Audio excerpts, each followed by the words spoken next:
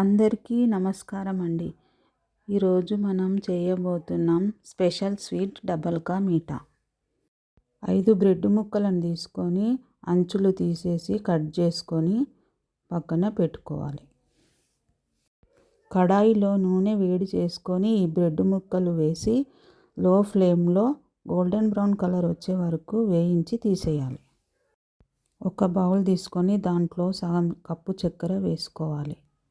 1 cup నీళ్ళు పోసుకొని stove మీద పెట్టి మరిగించుకోవాలి. చిక్కబడే వరకు మరిగించాలి.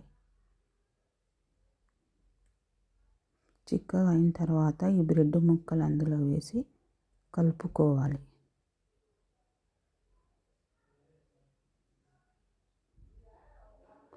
సగం కప్పు పాలు పోసుకొని దగ్గర అయ్యే వరకు మరిగించాలి.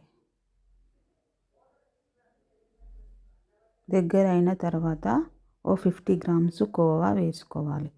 తర్వాత గుమ్మడి గింజలు కూడా వేసుకొని మొత్తం కలుపుకొని దించేసుకోవాలి. ఎంతో టేస్టీ అయిన డబల్ కా మీఠా రెడీ. ఇంకా ఇలాంటి రెసిపీల కోసం మా ఛానల్ని సబ్స్క్రైబ్ చేసుకోండి.